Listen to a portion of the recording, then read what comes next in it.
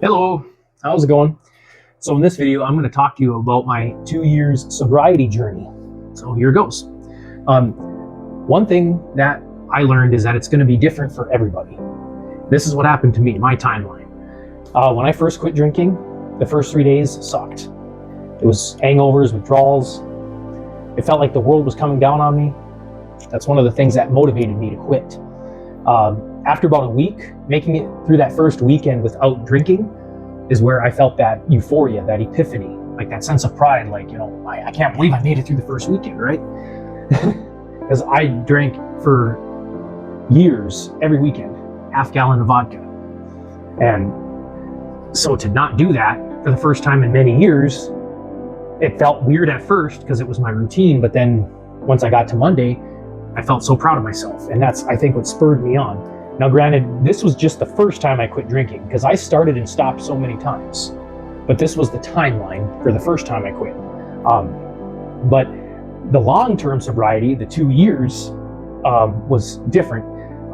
After about a few months, it seemed like the biological benefits peaked. And that's usually what happens. After 2 to 3 months, the biological benefits of sobriety usually peak. Like your sleep goes back to normal. You might start looking better, maybe losing weight, depending on the diet, right? But yeah, those benefits usually peak. 6 to 12 months after I quit is when I started seeing more of the psychological, spiritual benefits, where I started seeing through the veil, so to speak. I started seeing things for what they actually were. See, it's not just epiphanies you feel when you quit drinking. You also see the good and the bad truths, the things that we hide from while we're drinking, right? I started realizing that people don't care about you the way they make you think they do. I mean, it doesn't matter how close you are with somebody, how far back you go, what kind of bond you have. Relationships are not automatic. Respect has to be earned on a consistent basis. The privilege of somebody else's time has to be earned on a consistent basis as well. Relationships are not ironclad and automatic. There has to be boundaries. There has to be rules. I was doing things against my will, things I did not have to do, whether it was not even against the law or wasn't even against principle. I was doing things just to fit in, just so I wouldn't get judged like everyone else. See, society has this stronghold on us, and we follow the script that society draws up for us. We're supposed to do this, we're supposed to do that, so that everybody's happy. We're supposed to be people pleasers. We're basically supposed to set ourselves on fire to keep everyone else warm. That's a figure of speech, by the way. After the first 6 to 12 months, is when it really started hitting me like a tidal wave. And some of it was devastating, learning that what we thought we knew growing up was not what it actually was. It was almost a night and day difference. We were lied to.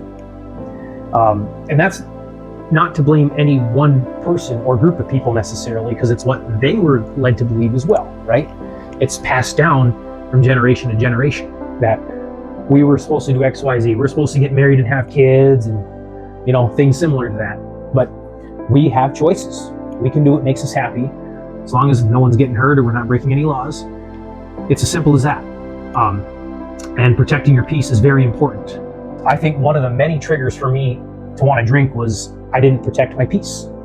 I let people walk all over me too much.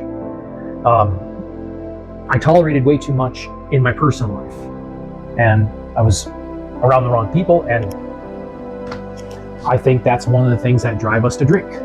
Is we might know these truths deep down, but bringing it to the surface and facing it head on, it's a wild bull, and it hurts. But like it says in the Bible, the truth shall set us free, right? And even though it is freeing, it can also be devastating momentarily. So just remember, protecting our peace is very, very important. It should be basically number one priority. And that is what can help you stay sober in the long run. Looking out for your needs, doing what is actually necessary, not what society expects you to do, but doing what's actually necessary. And then also knowing what alcohol actually does to you is another motive to not drink. Like if you really do the research on it, it can scare you what it actually does. And I've felt it. Early warning signs of liver failure, a lot of it is minor. Most of the symptoms can be undone and reversed if you quit drinking. Some of them cannot. Some of them require a liver transplant, or you know what happens. It's not good. The research showed that a lot of the damage you do to your liver while drinking can be undone, most of it. If the liver has at least 25% of its function, then it can regenerate back up to 100. But that's if you sober up. You have to quit drinking, and then it'll recover. The liver is a tough organ. But once it gets below that 25% from the research I did, then there's no hope other than a liver transplant. So anyway, I hope this was helpful, and happy belated Valentine's Day, and have a good rest of your weekend. Thanks for tuning in.